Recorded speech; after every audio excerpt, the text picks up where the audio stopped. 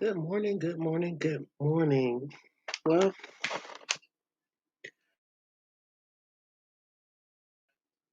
I'm sure we all heard the phone call. Everybody that's been following the Summer Wells case. And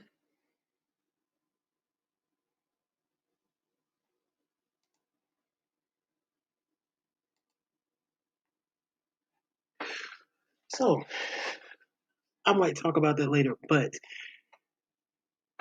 I bring it up because I was thinking about that whole phone call fiasco and how YouTube went crazy. And so I was like re listening to the phone call. Another creator who, if I do get into that, I'm gonna share his video. He did a good job of slowing it down so you can understand Candace. Um, but another creator slowed it down, and I was listening to it, and something in it just made it click for me. I was like, you know what? Don has been pushing the abduction theory since day one, right? I know. I just knew right away she was abducted. I just knew she was gone.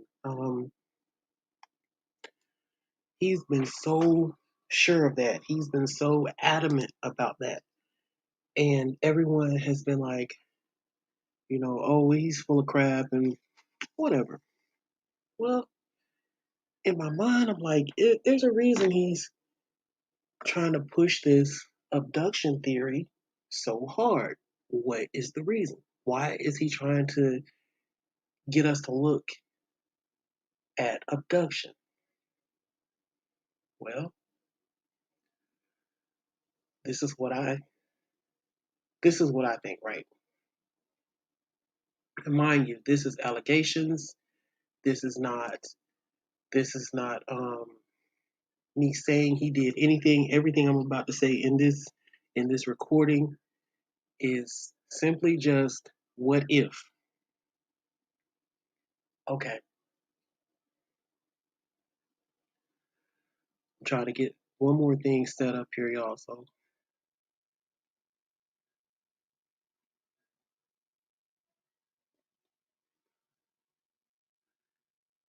there we go, right there. Okay, so everything I'm about to say is what if. Now, let me put this on full screen and y'all follow with me.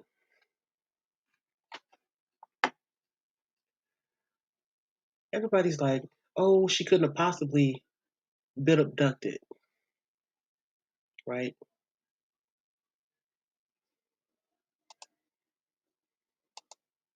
Uh-oh, where's my tab? Where's my tab? Where's my tab? There it is. Okay. She couldn't have possibly been abducted. It couldn't have happened. How could anybody have done it in 2 minutes or 5 minutes or whatever Candace is saying? So I went and I started just looking at the property and I was watching his videos where he was talking about the dog trail and his video where he retraced his steps, um, allegedly from the night that he came home from work when when Candace called him and said that Summer was missing. And so I created this Google interactive map. It's really basic.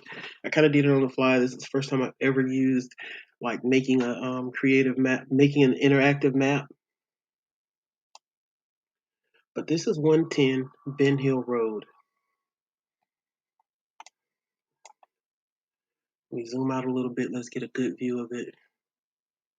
All right. Here you have the main house on 110 Ben Hill Road. This is actually Ben Hill Road. If you can see my cursor, this is Ben Hill Road. This little offshoot right here is the Wells driveway. It snakes around under these trees and pulls up into the yard right in here. Okay. All right. This over here is, I want to say that's, yeah, this is Beach Creek Road. As you can see, it comes all around there.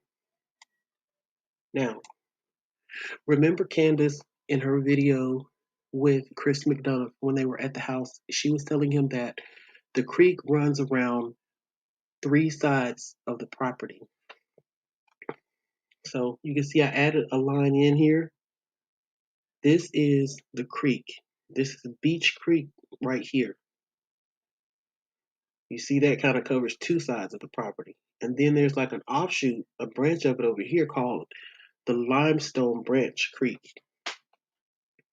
So that's how you get a creek surrounding the property on 3 sides. You remember in Don's video when he did his retracing his steps, right? Okay, I followed him on the video and on Google Maps at the same time on the street view. Now you can street view Ben Hill Road here. You can't go down this little side street, and there's some other little side streets off Ben Hill Road that you can't go down, but you can see them in his video, and you can also see them on Google Maps Street View. But he was coming from this direction because at one point in the video he says, "That's our driveway right there to the left." He says something like, "That house right there to the left, that's our road over there." So he had to be going this direction in order for his house to be on the left. And he also, while he's driving, like right in here, there's guardrails. And in that part of his video, he was saying that's all our property over here on the left. So if he's traveling this way, that will put the property on the left. So he comes up here. And before I do that, let me point out one other thing. Candace also said that there were tree trimming crews that had been on the property that day, and for the days leading up to that, and they were trimming trees. Well, you can see in here where they trim trees for power lines. If you look here, you'll see like a swath cut through right here across the top. Then you'll see another swath right here. And then you can also see like right here.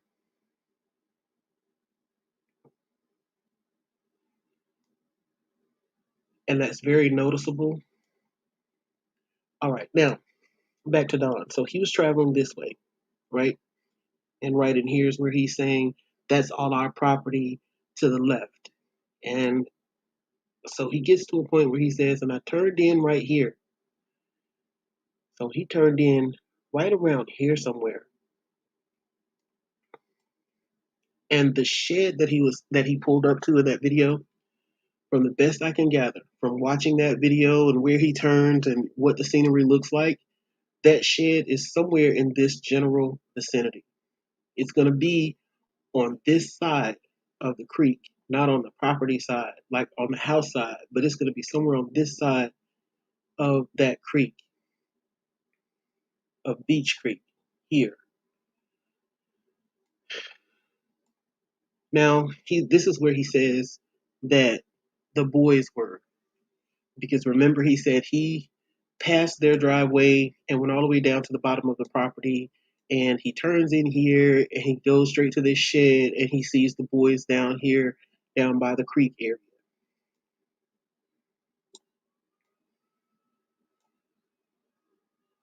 Now, on Google Maps, when you pull up 110 Ben Hill Road, the pin is actually going to fall here.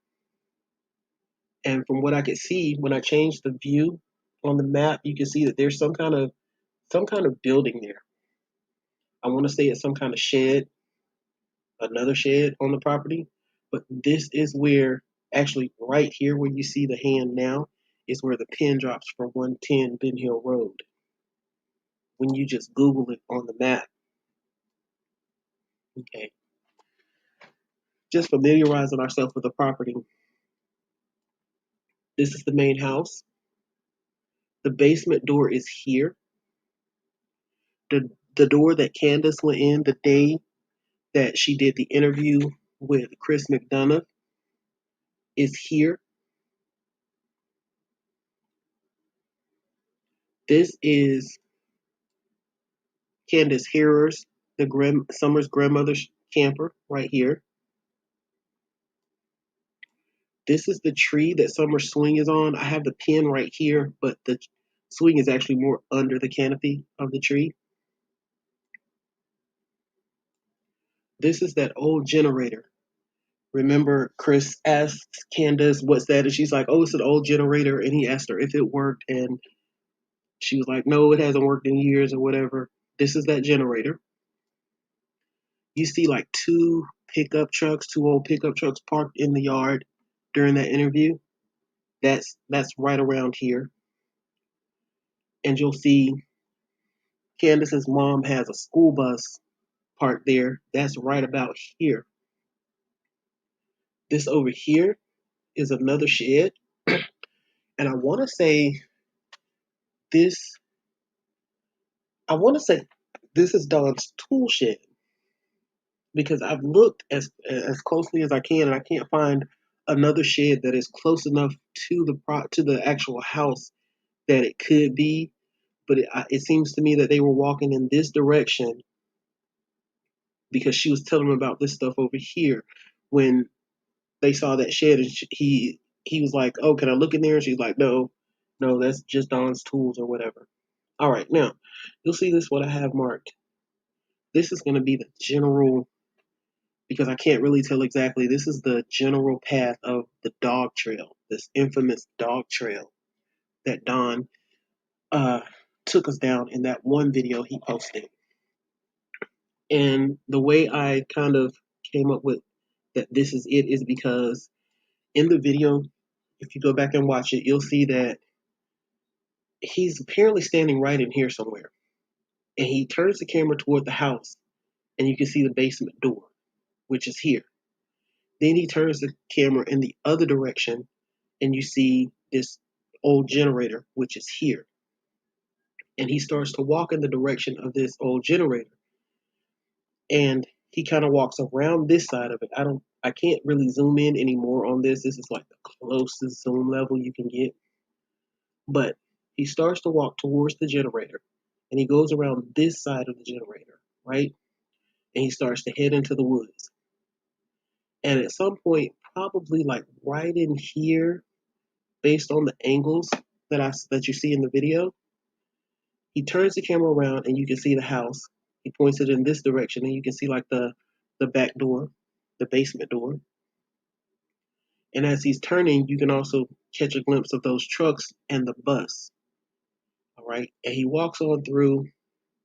And from this point on, I'm not 100% sure because he was moving the camera so much. But just based on like the way the trees, if you can see how there's kind of like space in between them or whatever, based on that, I kind of came up with a general, this is the direction that he went as far as the dog trail. The end point of the dog trail could actually be anywhere in here, you know. So, how did Summer get gone in this supposed abduction that Don is so sure happened? This narrative that he's pushing, that he's even gone to the point of saying he was having Candace call and say he was being arrested and they're beating him, the Mexican mafia is going to kill him, blah, blah, blah, yada, yada, yada. This is what I say. So we go back to Chris McDonough's interview with H. Now, in that interview, some key things. H said that Candace had told him the boys were at work with Don that day. Okay. He also says that at some point later on, Candace got a phone call from Don that Don was telling her there was some creepy guy on the property trying to touch the kids or whatever. What Candace said about that phone call was, yeah, he called me, but he was just checking up on us, asking what time I'd be home, etc., etc. This is why those two statements are like important to the abduction theory. let's say we're going to assume that Don took the boys to work with him that day. And on this particular day, we're going to assume that the only reason he took the boys to work with him was so that he would have a logical reason for coming back to the property at some point during the day before he would normally get off work. Okay? A reason that nobody will really say, well, why were you at the house at 1, 2, 3 in the afternoon when you usually don't get off work until 5 or 6? Oh, well, I had to drop the boys off. They were getting in the way, or we were doing something that was too dangerous for them to, whatever the excuse. I had to drop the boys back off at the house. All right. According to that setup, right, Dawn called her to find out what time she would be at the house because, and also in this scenario, I'm assuming that I'm taking this one as Candace and Grandis are absolutely excluded from this. Like they don't have anything to do with Summer disappearing. This is going to be 100% if Dawn did it. Okay. Dawn calls her to find out what time they're going to be back at the house so that he can know what time he needs to be on the property in order to make this abduction go through. He would have had to have help. Okay. And I think that's where the red truck comes in. The description of the red truck that they gave leads me to think that it's a work truck, something to do with constructions, because it has a full ladder rack and I forget exactly what else they said, but it leads you to think of a truck that someone uses if they're doing something like running electrical wires, carpentry, maybe plumbing, something to do with construction, building, handyman type work, where you need tools and ladders and buckets and stuff. All right. So that person could have been an old friend, could have been a coworker, somebody he knew from back in his hardcore drug days, whatever. But he had to have help. So Candace says, well, we'll be home around such and such a time. Don leaves work in time to get to the house before Candace will be there. The boys are, of course, upstairs and watching TV or whatever. Don may have even pretended to leave out the door like he was going back to work and then came back in through the basement, where he hid until Candace came home. Now, I say that he had to be, if he had help, he had to be the one that hid in the basement because he couldn't be sure whether or not Candace or someone in the family would come down the stairs to the basement. Now, everyone knew he was dropping the boys off. So, if he's dropping off the boys and someone came downstairs and saw him in his own basement, oh, okay, well, no big deal, right? He lives there. However, had he had an accomplice in the basement, then that would have been extremely different if someone walked downstairs and encountered a stranger there. So Don is the one who hid in the basement. Again, this is all theory and speculation. I'm not accusing him of this. Right. We're going to look at some lines of sight. So Don hid in the basement until he had an opportunity to snatch Summer and get her out of the house. This is why he needed an accomplice. This is why he needed help. Because he had no way of knowing on his own if the coast was clear for him to take Summer out of the house and away from the property unless someone could tell him. Maybe they were on the phone together the whole time and they're telling him, okay, well, everybody's gone inside, or there's nobody out and about, or whatever. Basically telling him that the coast is clear. So he snatches Summer, goes out the back door, this basement door right here. The dog trail, I feel like Don made a big deal out of the dog trail just for show as like a distraction because this is where we're going to get into lines of sight. The dog trail starts right about here, right? Candace said that her, Summer, and her mother were planting flowers outside of her mother's trailer. Lines of sight. Let's say from here, the corner of Grandma's trailer. She could see that right there would butt up against the corner of the house right about there, right? So let's drop this line here. Then the dog trail, we'll take that over here to the generator because the top of the dog trail is right in that general vicinity, right? And we'll take it back up to the back corner of Grandma Candace's camper. So from that camper, you can see all this.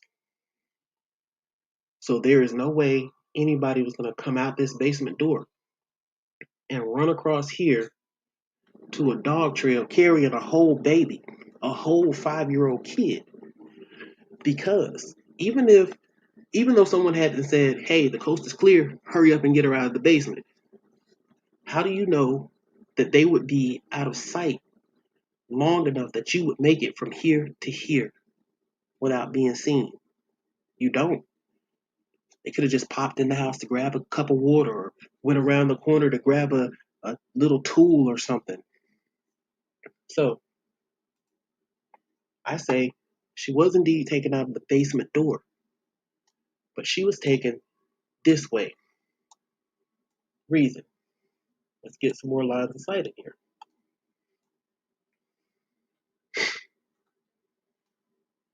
All right. This is that shed, right? Now, this is right about the corner of that shed. Now, we'll take that up to the front corner of Grandis's camper, back corner. We'll just drop it back down over here somewhere, right? Someone standing out here could see all of this, but everything over here is blocked by the house. This right here gives you a good blind spot.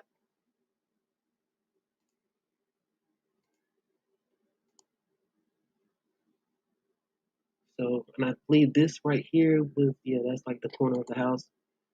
So, we'll come down here, come over there, come back up here. This whole area would be blocked from view. If you were over here at Grandis's trailer, you wouldn't see anything going on right here. So, you run out the back door, you come on down here, maybe you drop her in the shed. Now, the accomplice. I'm going to say the accomplice. Remember, Candace said in her interview, Chris asked her, well, if somebody was hiding out here, where could they be? Where could they have been? And she said, oh, they could have been just about anywhere in these trees. And she specifically pointed out that maybe over there by Grandma's bus. All right. That is actually a good observation because they were over here in the general vicinity of Grandma's bus, ducked down, hiding. They would be able to see going around that corner of that house.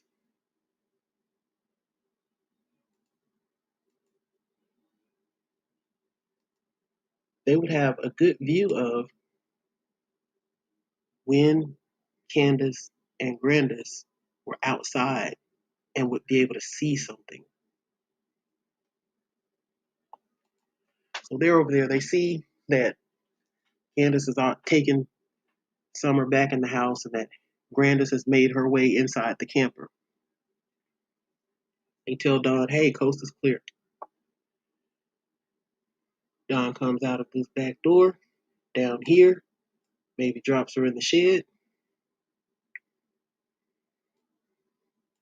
goes and gets in the Subaru, which is possibly parked somewhere in this hidden part, probably not right here where the mouth of the driveway is exposed. He jumps in the Subaru, His cohort is probably parked somewhere right along here, most likely right in here on the driveway because it's closer and it's out of the line of sight. Let's do that line of sight again. Because even, come on down.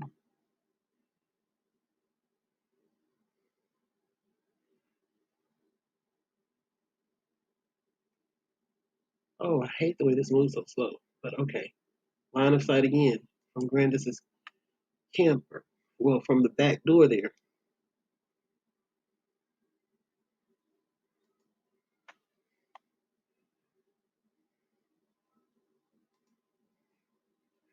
So you can see if they were over here somewhere, it would have been hard to see, even if you could see through the trees, it would have been hard to spot a vehicle parked anywhere in here.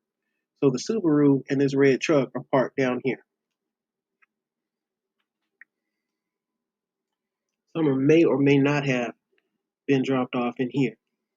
Either way, she made it from here to a vehicle on this driveway, and they made off with her.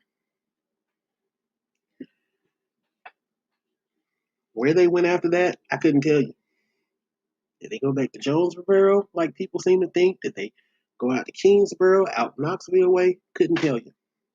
But when I was listening to that phone call and how hard they were still trying to push that abduction narrative, it's like, how could that possibly have worked?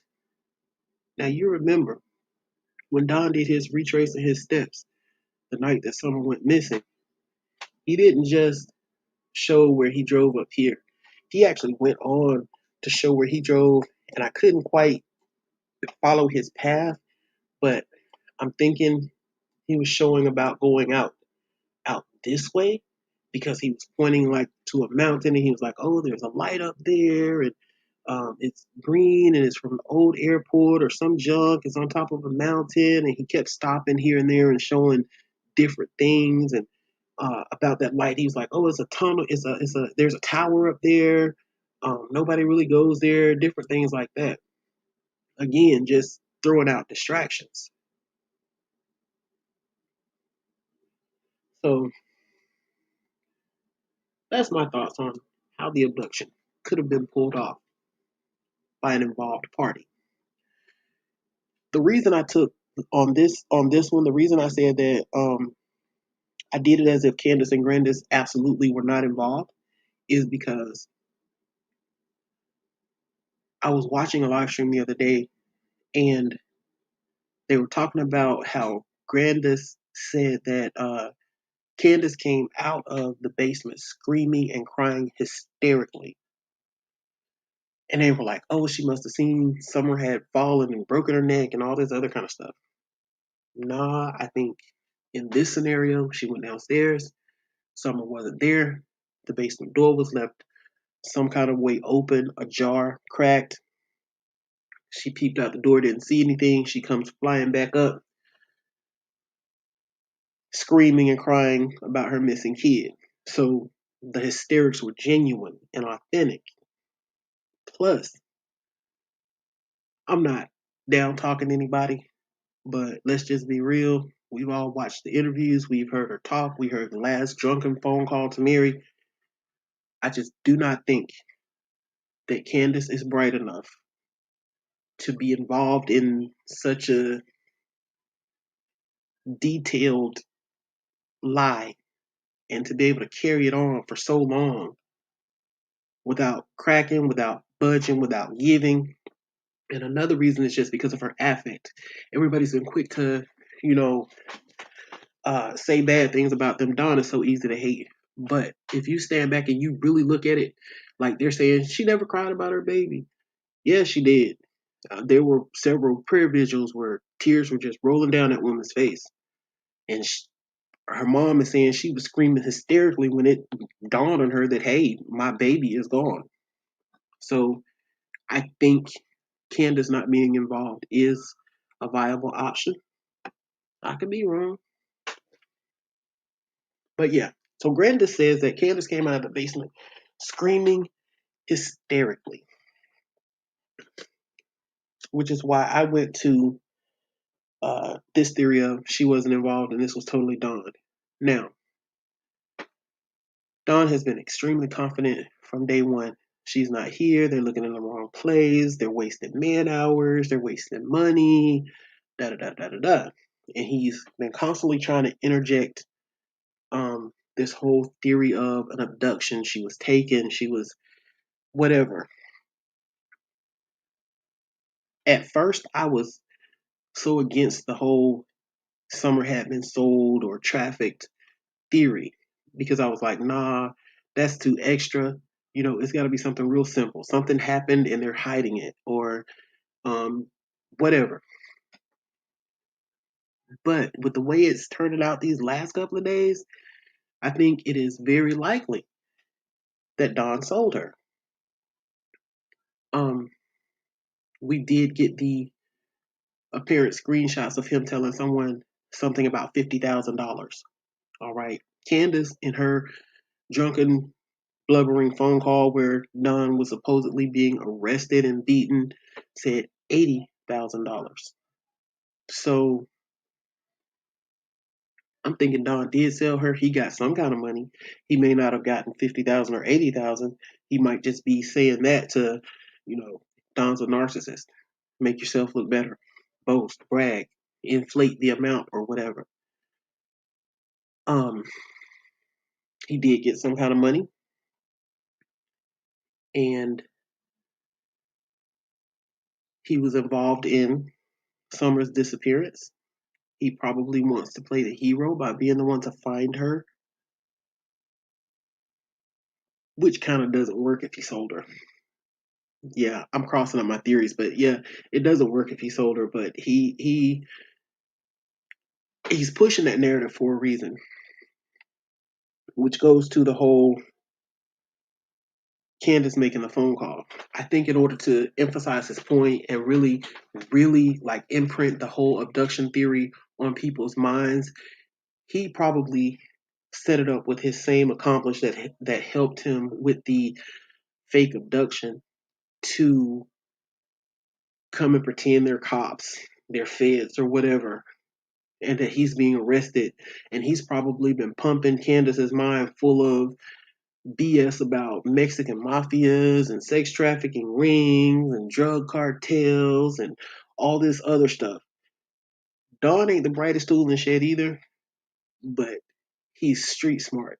Like, he's no match for probably your average person who graduated high school, but up against someone who's not really been out in the streets, not really been out in the world, not in and out of jail, having that experience and that whole just seeing that side of life, he's a beast. He's criminally intelligent. Well, I'm kind of starting to ramble now, so I'm gonna check my notes real quick, and then I'm gonna end this live. Mm, okay, the last point that I wanted to make is that in his reenactment, right? He said that he saw that everyone was searching at the top of the hill, so immediately he knew that he had to go all the way down to the bottom of the property or where that shed was. Now, he was talking about this shed up here, which really wouldn't have made sense because if he had taken her from the house, he would have had to pass Grandis's camper to get all the way up here to this shed. But the shed is on his mind, which is also why I say I think at some point Summer was in this shed before she was actually taken off the property. And for him to say, I went all the way down to the bottom of the property, um, or whatever, he keeps talking about sheds and pointing out sheds. Maybe he thought he left something there, a piece of evidence, something that would signal to the knowing eye that Summer had been there, that something amiss had happened in a shed. So I think that's why he was so insistent on going down to that shed, and he keeps like bringing that up, and it keeps like popping out in the narrative. And I think that pretty much covers my notes. Oh yeah, the red truck. Apparently that red truck was spotted on some kind of video. I haven't been able to get clarification on whether it was like somebody's home surveillance video, a commercial business surveillance video, or what. But apparently that red truck was seen on some video somewhere. Because I know I said in one of my other videos that maybe they were mixing up like what kind of truck it was because they were going based on someone's description who wasn't really familiar with truck models and makes. But apparently that is something that was on video. And so it is indeed without question, most likely without question, a Toyota Tacoma 1998 to 2000 that they're looking for actively still in the investigation of the disappearance of Summer Wells. I'm going to end this live stream. Please check in the description for information on how you can donate to um, the Summer Wells Reward Fund through CIVIS Bank. If you live in the area or if you live anywhere where there is a CIVIS Bank, you can walk in and add money to the reward fund. In the description, I will include information to contact them by phone in order to find out how to donate if you're not in the area. And I've learned that that reward fund, if it does not end up going toward a reward for the rescue or recovery of Summer Wells or information leading to the arrest and prosecution of people involved in her disappearance, that it will be applied to a similar situation, another missing child reward. So it will still go to a good purpose, even if it does not go directly to toward a reward in the disappearance of Summer Wells. It will go toward a reward for the disappearance of another missing child. And that's all I have to say about that. Good night, folks.